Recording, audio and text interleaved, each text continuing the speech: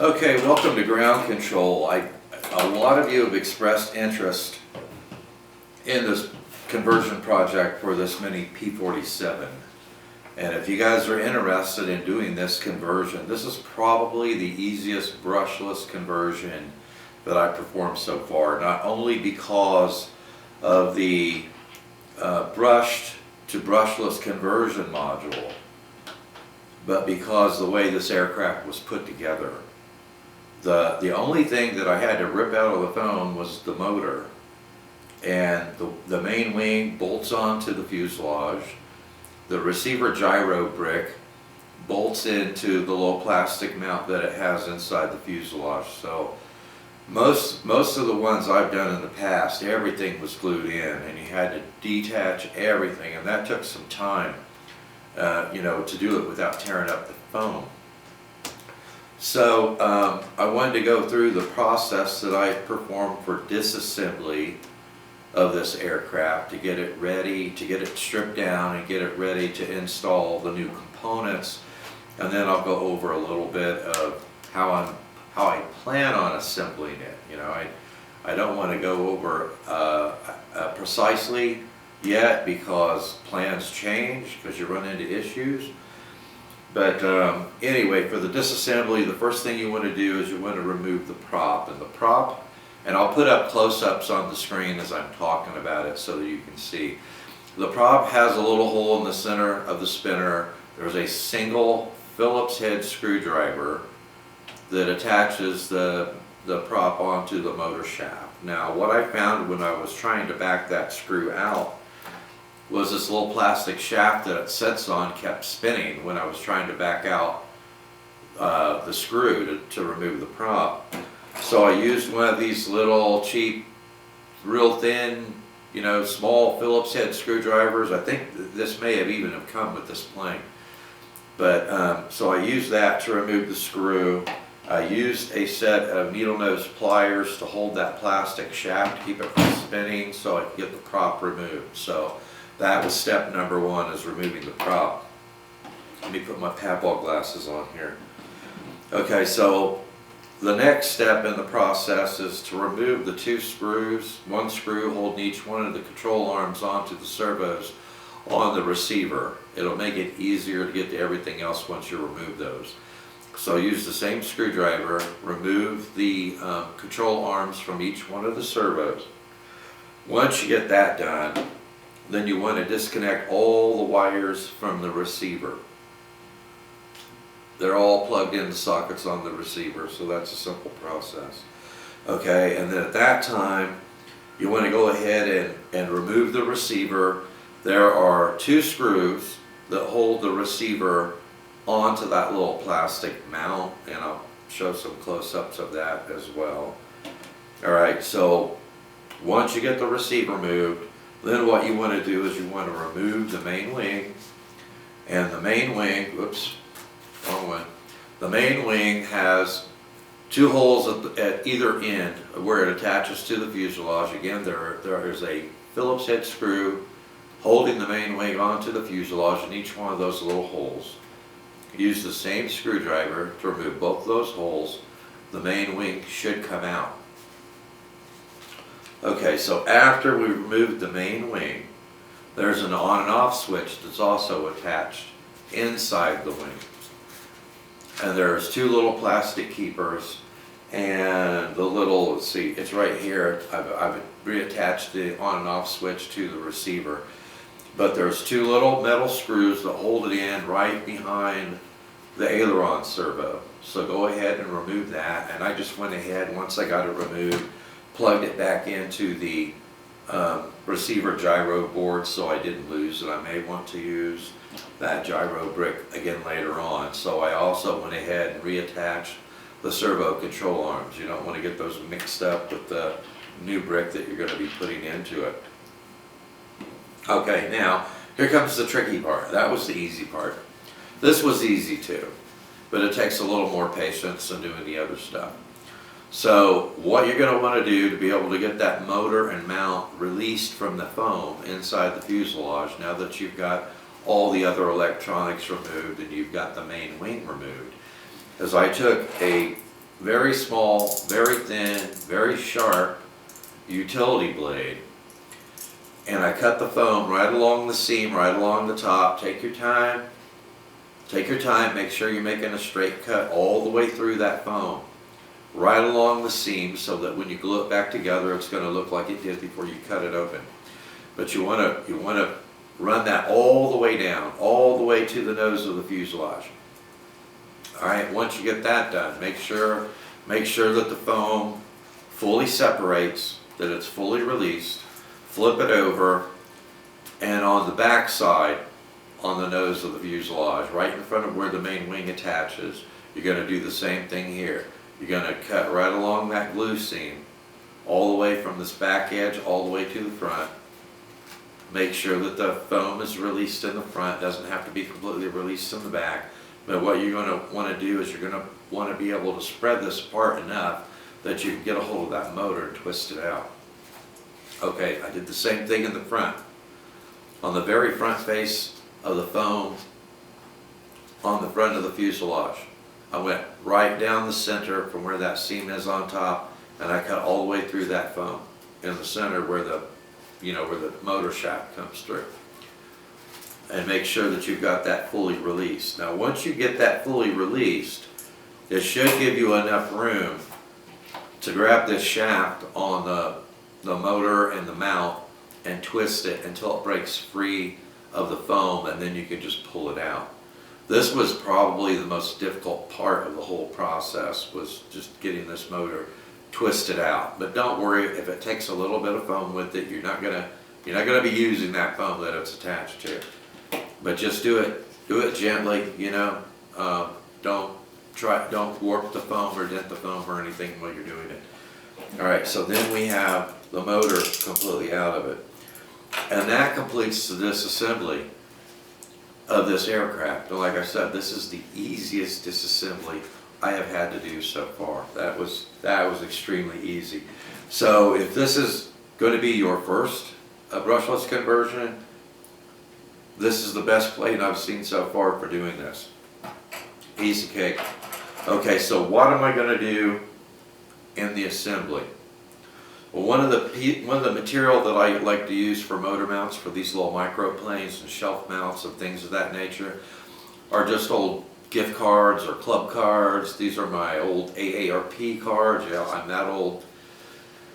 But they're very thin, they're very lightweight, but they're rigid enough and thick enough that you can use them for a lot of different things. So what I'm going to do is I'm going to take half of one of these cards and I'm going to fabricate a plate that I'm going to glue to the front nose of the fuselage, right where the motor shaft was coming through before. I'm also going to cut a hole in it so that you have some airflow through this bottom cavity. But I'm going to try and mount the motor in precisely the same place where that motor shaft was coming out of the stock configuration, because I don't want to upset the thrust angle. So I'm going to take half of the card, I'm going to fabricate that motor mount, and I'm going to glue it onto the face of that recessed plate, piece of foam inside the nose. Okay, on the second one, I'm going to cut it exactly the same way, but on the second portion, that's what I'm going to attach the motor to. So I'm going to attach the motor to the second plate, and then I'm going to take that plate and attach it to the plate that's glued onto the nose of the aircraft, probably with 4 very small steel screws. And that way, if I ever need to pull the motor back out of it again, all I have to do is remove the forward plate, and the motor mount stays in place on the fuselage. That way I don't have to tear anything up, get the motor back out of it. If I need to change the motor, if I decide to put a different motor in it, whatever the case may be. Okay, I'm going to use a second piece, a second card, and what I'm going to do is for the receiver gyro board that's going to go in it.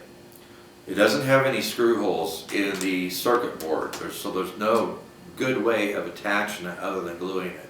Well, I don't want to glue the receiver gyro board to the foam, so what I'm going to do is I'm going to cut out a small box out of this to glue to the perimeter of the receiver gyro board. And then I'm going to do the same thing with the second half of the card, but with the second half of the card, I'm going to do the same thing I did with the motor mount. I'm going to fabricate a fixed shelf to glue inside the fuselage. And then I'm going to take 2 screws, just like the old one had. Once I get the plastic plate mounted on this, basically it's going to create a border, a plastic border around the receiver gyro board. And then I will attach it with screws to the plastic shelf that I've already glued into it.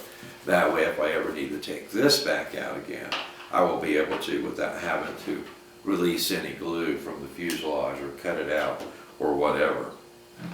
Okay, so the steps that I'm going to use for the reassembly of this with the new components is almost the opposite order of the disassembly. You know, I got to fabricate the motor mount, fabricate the receiver shelf, install the receiver, install the motor mount, install the motor, install the main wing, connect the power system and aileron servo to the receiver, install the servo control arms and the linkage, install the prop, and I should be ready to go. Now, one of the things that I like to do is, I told you I wanted to weigh it in a stock configuration with the stock lipo before I performed the brushless conversion, just to see how much weight I was going to add. So, being curious, as I got components pulled out of it, and I'm going to be using this RacerStar 1306 3100 kV motor with a 2S lipo. That's the power system, the motor that's going back in it. I'm going to pair that up with a diatone 5x3 ABS prop. That motor with this prop on a 2S on my bench was providing 202 grams of thrust, pulling 5.4 amps max. Okay, and let me see. I'm going to be replacing this ESC with a 6 amp ESC. It will be much lighter. And the battery that I'm going to be using is a 2S Nanotech 300 milliamp hour, and it's a 35C LiPo. So that should provide me more than double the amps that this power system is going to be requiring from the battery or the ESC. What else did I want to talk about? Oh, so I wanted to weigh all these individual components. So once I got the stock motor and gearbox out, I weighed it, and then I weighed it against the new motor that I'm putting in it. So I got the prop off of it, I weighed the prop, and then I weighed the prop that I'm going to be putting in it. I weighed the stock receiver gyro with the on and off switch attached to it, and then I weighed the new receiver gyro board with the brush to brushless module attached to that. And so I noted the differences in weight with all these things, whether it was an increase, whether it was a decrease. And then I weighed this 12 amp ESC, and the 12 amp ESC weighed just over 12 amps. And if I'm going to be using, once I find my 6 amp ESC, my guess is it probably only weighs about 7 or 8 grams, if this only weighed just a hair over 12 grams. So, and then I took all that information and added up all those numbers from the difference in weight from each individual component of this aircraft, what was stock, what I was replacing it with. And then also taking into consideration that when I mount this motor, the motor is going to be right out here on the end of the nose. As I measured the distance of the stock prop away from the front of the fuselage, and if I mount this motor right on that plate on the front of the nose that I was talking about, then the distance that this prop is going to be away from the front of the fuselage is going to be about the same distance as the stock prop was. So that's another reason that I'm mounting it this way. Plus the fact that this motor is going to be further out on the nose than the brush motor and gearbox was, means I'm going to have more weight on the nose, which is what I need because I'm removing 7.5 grams of ballast weight that I had on it in the stock configuration. Plus the fact that I'm going to be installing the 2S LiPo in the same battery compartment that I installed the 1S LiPo. That's also going to give me a little more forward weight to get my CG. And then I believe what I will be doing is installing the ESC and the brush to brushless module right back here on the back side of the aileron servo where the on and off switch was located previously. So I think doing all that I'll be able to get my CG. So taking into consideration the difference of the weight of all the components, less than 7.5 grams of ballast weight that I had to have on the nose in the stock configuration, the total increase in weight was 6.6 grams. I told you I didn't think this was going to be a lot heavier after the brushless conversion than it was in the stock configuration because of all that ballast weight that was required on the nose. So let's say it's 10 grams over. Let's say that I wasn't as precise on some of the components like the shelf and the motor mount. Let's say it's 10 grams over. That puts it at 110.5 grams all up weight with the brushless conversion with this little 2S LiPo. And the power system is going to be producing 202 grams of thrust. That's going to give me over a 1.7 to 1 thrust to weight ratio on this aircraft. I would be happy with a 1.4 to 1.5 to 1 thrust to weight ratio because that is a ton of power on a traditional plane. So if I can get that done and keep that weight where I think it's going to be, this is going to have a ton of power to perform maneuvers. I can't wait to get it completed and get it near. But I knew a lot of you were interested in this project, so I wanted to put this together. The next video that I post on this, I will have it all together. If I had to deviate from anything that I've stated so far, I will let you know before we take it out and launch it for its remade flight. So anyway, thanks for watching, and I will see you in the air. Oh, in the air.